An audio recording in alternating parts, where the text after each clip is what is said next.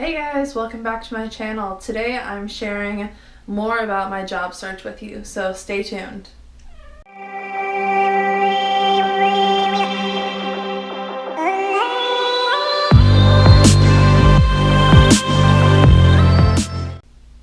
Hey guys, so I haven't really been talking to you about my job search the last little bit. I've actually had quite a few things happen since my last video and I wanted to get you caught up. So the first thing was, first of all, the interview that I did before that I didn't feel like went very well, I haven't heard a single thing from them. I emailed them a couple days afterwards and I still haven't gotten any response back, so I'm not holding my breath on that one. I got an interview with a charter school, so that's another thing that's happened. It was a couple days ago. It was a little bit different because I had the interview beforehand. It was a, I don't want to say mock interview, but there was only 4 questions and it was with an HR person, not like an actual building principal or anything like that. So it wasn't necessarily in an interview that they're going to directly hire me off of, which I explain more in my clips that I will insert now. Okay, so for my interview tomorrow, I'm wearing this outfit again. I wore this to the job fair about a month and a half ago. So it's just this white and black tank top blouse with this necklace and my black blazer. And then I'm wearing these earrings, which I only, oh, the other one's over here. These earrings. And then my black pants and my gray flats that I normally wear, and I will show you what it all looks like in the morning along with my hair and makeup. Hey guys, so here's the look. I'm joking, obviously. I'm going to change when I get to like the city that it's in because I have a pretty long drive. It's over an hour. It's about an hour and 20 minutes. And like I am wearing the shirt under here, but I want to keep this shirt on because I am gonna eat like a snack on my way there and stuff, and I don't want to get anything on my nice blouse. But I do have my pants on, my slacks, and they're fitting better and better, so that's really exciting. Then I'm gonna put on my shoes. I'm gonna wear these ones. These are like my nice professional ones, so I wear them pretty often when I have job fairs and interviews.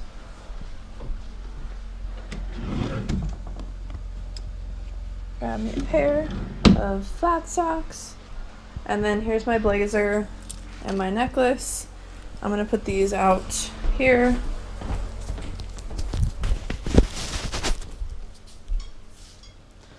So before I leave, I'm gonna lint roll this, but I wanted to show you guys the things that I'm gonna be taking with me. So I have like makeup for touch-ups, so just a couple items in here. I have my hairbrush to brush out my hair. I've got some hairspray to fix it when I get there. My favorite deodorant, because if you're like me, you have like 12 deodorants. I'm gonna fill this up with water, and then I have all my actual job interview stuff here. So on here I have like questions I want to ask them. These are some notes for myself because they're going to have me do this test, which is kind of interesting, where I have to write like an intro email, do a grade calculation, and then grade an essay. So I just have some notes on like what I would want to say in an email. And then I have a bunch of interview questions with my answers just kind of bulleted out so I can look those over. Yeah, so that is what I'm taking with me. And I think I will talk to you when I am in the car and I'm like getting to the city that it's in. Also, I would highly suggest bringing a lint roller with you so you can do any last minute rolling of your clothes, especially if you have a cat like this one. Hey. So I'm on my way to my interview, and I will say I'm gonna give myself a cheat and I'm gonna go get some coffee at Starbucks because I didn't drink mine this morning and I want something to sip on. Hey guys, so I just got done with my interview, and I will say it wasn't exactly like a hiring interview. Like, they're not going to necessarily hire me automatically off of this interview because it was a preliminary interview for the teacher pool. So what they're going to do is take my information from this interview and send it out to the schools that I said I was interested in. But overall, it went really well. There were only 4 questions that I had to answer, and it was with me and another girl that were answering them at the same time. And they were pretty straightforward and easy questions. And then after that, we took the test, which included writing an introduction letter to parents that explained about ourselves, our instruction style, and our expectations for the school year. And then we also had to calculate a weighted grade. And then finally we had to grade an essay that was written. And there was no rubric, so it was just up to us to kind of grade it and come up with a letter grade for it.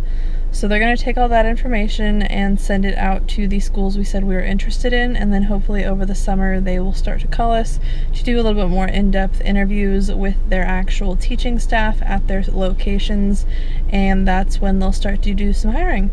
But overall, it went really well. I'm going to go to Target, go to the bathroom, eat my other Reese's peanut butter cup as my little celebration, and walk around there a little bit, maybe spend a couple bucks on the Spots playground, Bullseye's playground, and then start the drive home because it's going to be probably closer to 2 hours.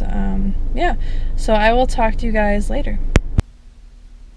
So that was how my interview went with the charter school. As I mentioned, it was a little different because we had the testing we did afterwards, and that was something I hadn't done before.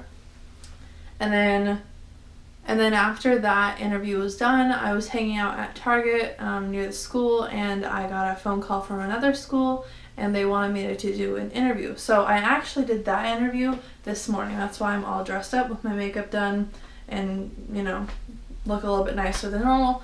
So I actually did that this morning. So the interview I did this morning was different because they had me teach a demo lesson, and it's a very different school. It's a dual immersion school with English and Chinese.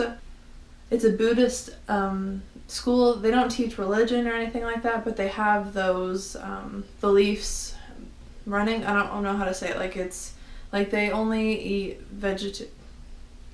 vegan foods at the school, and they have tea ceremonies, and they do things like that. But they don't teach religion in the school, so it's a little different, but it was actually really exciting. It was fun to do. Another thing that's different about it is that it's actually going to be a TK through 2nd grade school next year.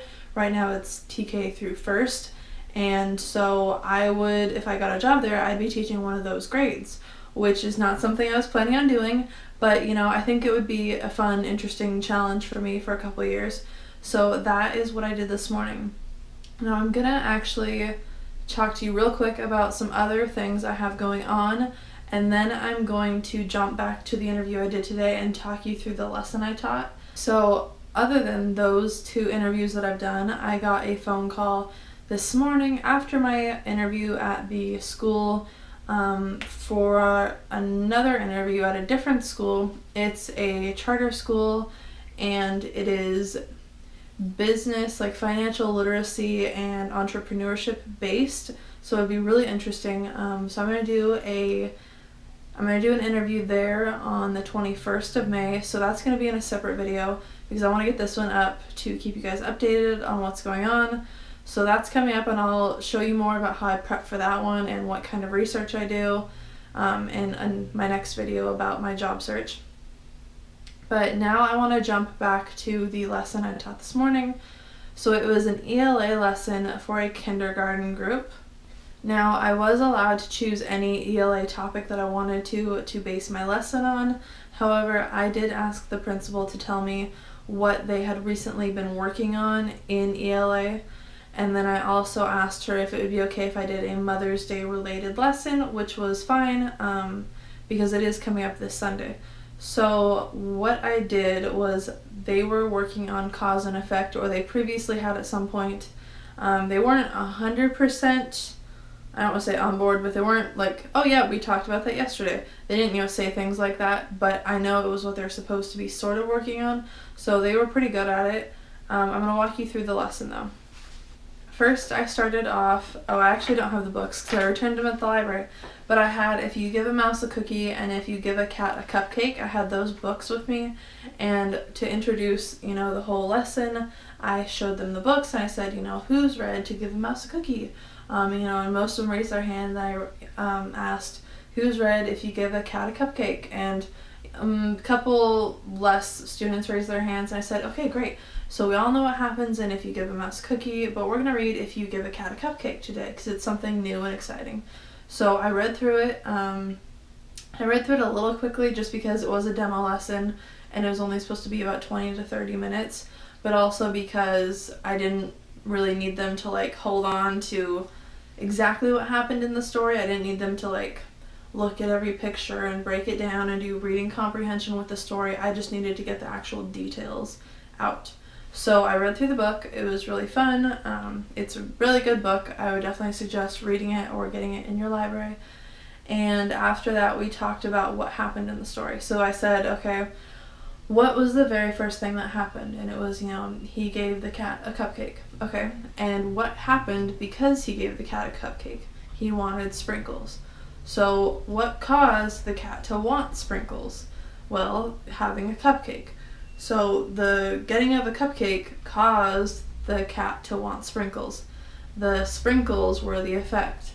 And then we kind of broke down our definitions of cause and effect. They decided that cause was an action. I kind of added on that it's something you do because it can be like a feeling or an action. It doesn't have to be necessarily just an action. So I said something you do because you can feel things like that. And then they decided on what's happening next for kind of our little definition of effect, because it's what's happening because of that cause. So then we worked on putting our examples from the book onto a chart that had cause and effect on each side, and we put our definitions, and then we put, a cat got a cupcake, and then what was the effect? He wanted sprinkles. And then I asked them a couple more questions about what happened in the book. They added other ones like, what was it? He had sand in his shoes and it made him clean. Or he dumped sand out of his shoes, so the effect was that he had to clean. That was we did a couple like that from the book, from the story that we had just read. And then I kind of said, okay, now I want you to put that aside a little bit and I'm going to ask you a totally different question. So I asked them, what's happening this weekend? And they said, Mother's Day. And I said, yes, that's correct. Now I want you to think about something you would do with your mother, or do for your mother, or maybe make your mother, or give your mother. I told them to brainstorm for a few seconds, and then I asked them, what is something that you would do with your mother for Mother's Day? And they said, give her a hug, tell her I love you, give her flowers, and these were perfect answers. This is exactly what I wanted them to come up with.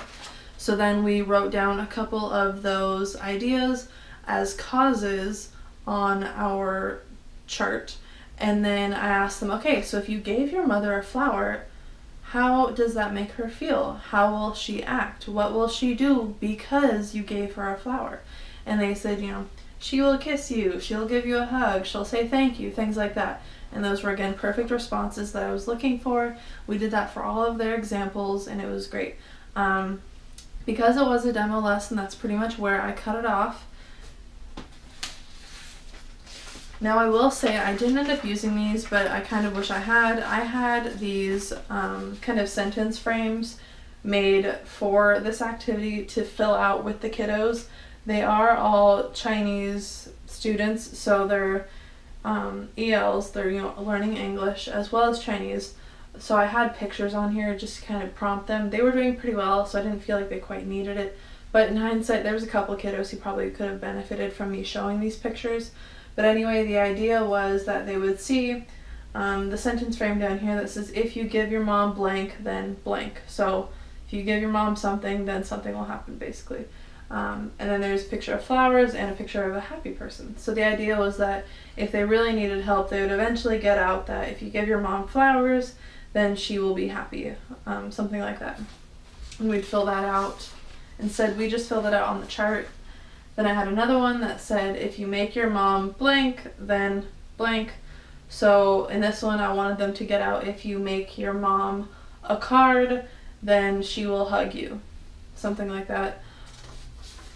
And then my last one I had for this was, if you tell your mom I love you, then she will say thank you or be happy or something like that. So I had these to do with them. I didn't end up using it, which probably could have been beneficial for some students, but it worked out. And then I cut off the lesson there, but the idea was that after completing those together, we would start kind of an activity. So the activity I had planned for this was for them to make these little booklet cards to give their moms for Mother's Day. I knew I wasn't going to be able to do it with them because I only had 20 to 30 minutes.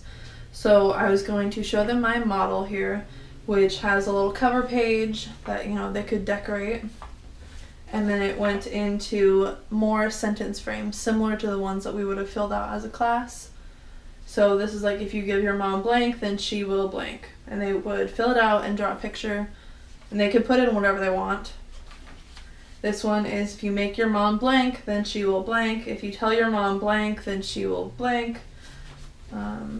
If you wish your mom Happy Mother's Day, then she will blank. So the idea was that they would fill these out on their paper, which it looks kind of funny for them, but I would just tell them, you know, ignore how stuff is upside down, because when we fold it up, it'll all work out. But just fill it out, and then I would fold it for them and staple their cover sheet on, and then they would get to spend the rest of the time decorating their pictures and decorating their cover. And then they would get to go home and give this to their mom for Mother's Day. So that was my lesson that I taught. Like I said, I only did 20 to 30 minutes of it because that's all I had. And I planned it out where I kind of had a good stopping point, which was prior to jumping off into that activity. If it was an actual class that I was teaching, I probably would have done some more review on the cause and effect, what they are, given some more examples. I might have even gone back and filled out those larger sentence frames. But they were doing fine, and I, you know, had to end the lesson. So that was it, and it went pretty well. They were a really good group of kids, really well behaved, and yeah, unless I totally messed something up, then I think it went pretty well. So yeah, that is everything I have to share with you right now about my job search. Today I am going to one of the school districts that I have the home and hospital position for, and I'm going to complete a new hire orientation. Now, I'm not 100% going to do the home and hospital job. It majorly is going to depend on where I get a full-time teaching position, because some of the schools that I'm interviewing at are in the same area as the home and hospital school district that I'd be working in for that position. Others, like the school that I taught the lesson at today, are not. They're closer to my house, or like south of my house instead of east like the other schools. So it wouldn't really work out to have that job full-time as a teacher in this area and then drive over here after school. So it really depends. I'm going to proceed as though I am going to do the home and hospital job, mainly because I have a couple really good prospects in that general area, and I'm still waiting back on the same school district about the interview I did a couple weeks ago, or from other schools in that district, so we'll see. But yeah, that is everything I have for you for now, and I will see you in the next video. Thank you so much for watching all the way to the end. Give it a like and a subscription if you want to see more, and I will see you in the next video. Bye!